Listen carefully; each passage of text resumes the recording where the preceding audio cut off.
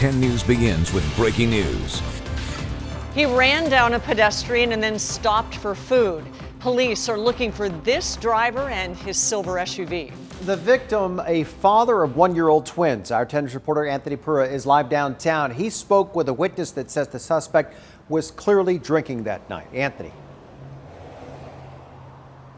That's right. I spoke with a cashier who took his food order, says that guy even cracked a joke as he was ordering food. He had no idea at the time that he was a suspect in a hit and run. Now, police say he ran over a pedestrian here along the 1800 block of Market Street. That man, according to his family, was out for a friend's birthday. Police released a picture of the man they say was behind the wheel of a deadly hit and run over the weekend. After running over a pedestrian on Market Street and fleeing the scene, they say he stopped for food at nearby Humberto's taco shop. Kevin Rico was working the register and remembers taking the man's order. Rico says the man appeared to have been drinking. I'd say maybe tipsy, like if he had just started drinking. He was completely able to talk to me and, to take out his wallet. And we have people, maybe dropping it or trying to find it. But he did it, really quick. Police released pictures of the silver SUV he was driving. He also hit another car as he was leaving the taco shop. And as soon as he backed out, his car's a little big, but he hit the car that was parked right behind him. And that's the only thing that pointed him out that night because it was pretty much a calm night. The family of the hit and run victim has identified him as 41-year-old Jason Gordon. He leaves behind a wife and 1-year-old twin daughters. His wife, Katie, released a statement saying she's seen the suspect's photos. It also says in part, "My hope is that we can find closure by finding the person who took Jason's life. If someone knows something, please come forward. Imagine if it was your loved one that had their life cut short." Now, the family has started a GoFundMe. We'll have a link for that on our website, 10news.com.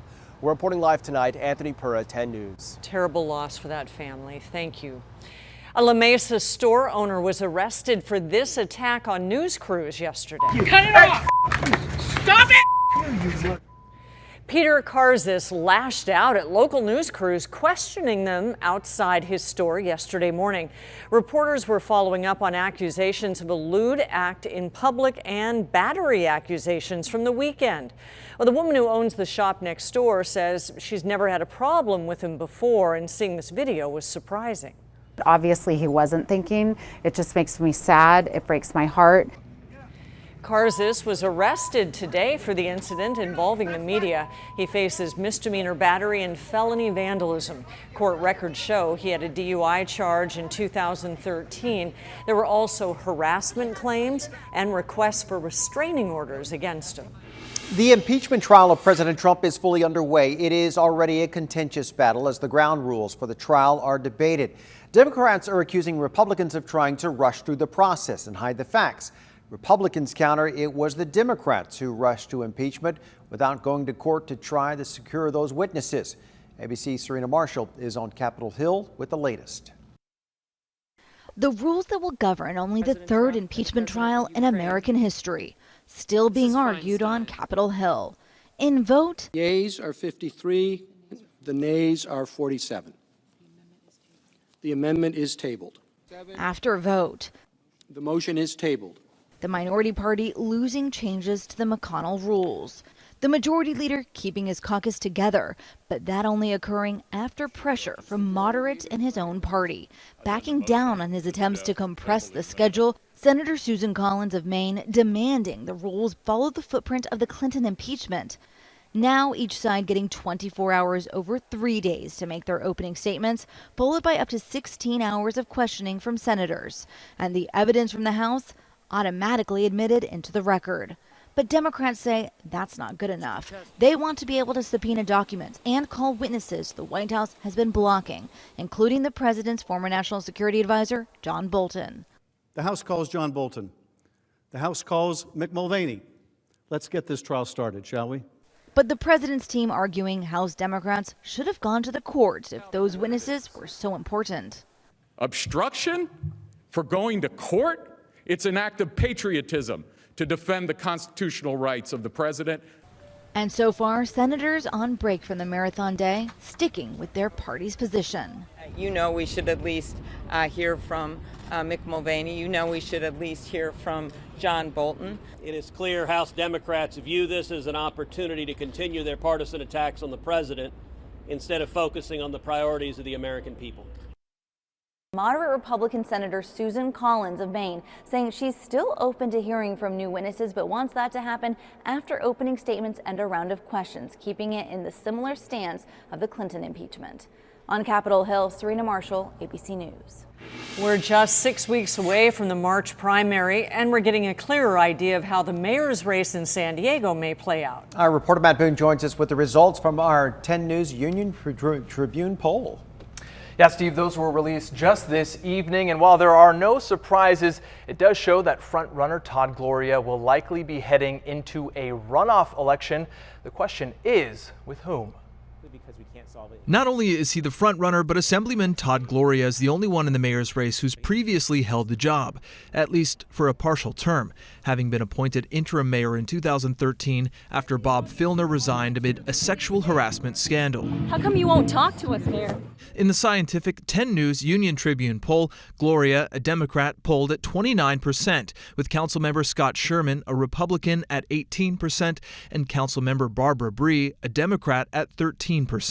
Right, you could see a Democrat versus a Democrat running in November against one another, or we could see, right, a Democrat versus a Republican. SDSU political science lecturer Stephen Goggins says there is another unique element to this race. Given, though, that the Democratic presidential primary is a big kind of motivating force and lots of people are going to be mobilized, right, a lot of Democrats will likely turn out on March 3rd more than usual. Also on the March ballot is Measure C. If passed, it would raise the transit occupancy tax paid by hotel guests in the city.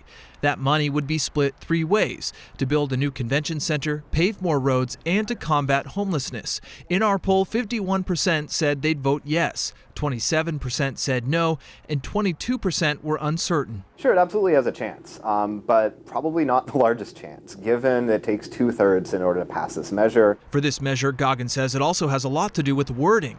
Even though the tax would be predominantly paid for by tourists, the T word is notoriously tricky to overcome on a ballot. Most people don't really engage and read propositions or ballot measures deeply at all before an election, right? They have a reaction to the words on the page in front of them.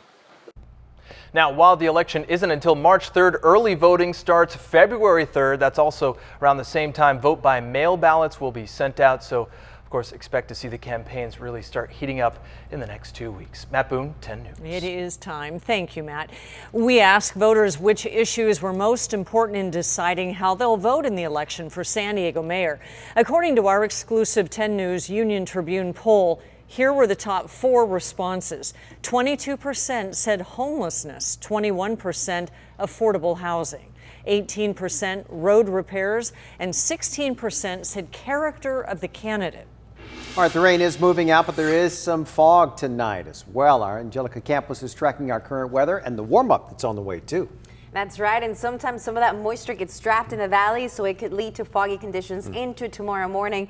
Here's how much rain we picked up today: between 1/10 of an inch to about 1/2 inch of rainfall in San Diego, 1/4 of an inch, and now our latest storm is moving into Texas. Behind it, clearing skies, but some of those very low clouds are still going to hang around in San Diego, and not just downtown, but really all over the county. Expecting clouds to be around until at least 7 in the morning. And even though visibility is not a major concern right now, we could see visibility dropping into that morning commute. Thank you, Angelica. After nearly a decade, the man convicted of killing a Fallbrook family of 4 learned his fate today. Charles Merritt was sentenced to death for the murders of Joseph and Summer McStay and their 2 young sons. Their bodies were found in a shallow grave along with the sledgehammer Merritt used to bludgeon them after a failed business partnership. Joseph McStay's son from a previous marriage addressed his father's killer today. I fight each and every day to mend the wounds left by someone who, instead of healing, sought to destroy others, my family, for their own personal gain. Merritt has already vowed to appeal. He says he was given an unfair trial. Because he was sentenced to death, his case will automatically be appealed. A fifth body was discovered on the same Tijuana property owned by that Garden Grove couple who was also found there last week. Mexican police say that they found the body just yesterday. Over the weekend, investigators found the bodies of another man and woman. Earlier this month, Jesus Guillena and Maria Lopez, that is, disappeared after traveling to Tijuana to collect rent from apartments they owned there. Authorities later found their bodies buried underneath the floor of the house. Their son-in-law, Santiago, is being held in connection with their deaths. An absolute mess tonight in South Crest, where a huge sinkhole forced the closure of several roads. San Diego police say a broken water pipe caused the sinkhole, which opened up this afternoon at 38th and Z. The hole is about the size of a large SUV. The city crew shut the water off, leaving 55 customers without water service. No dishes, no laundry, exactly, so we can have to wait. No word yet how long the repairs will take or when water service will be restored. Here's a look at the impacted area. Right now it's Z Street between 37th and 39th, as is South 38th Street between Newton and Alpha.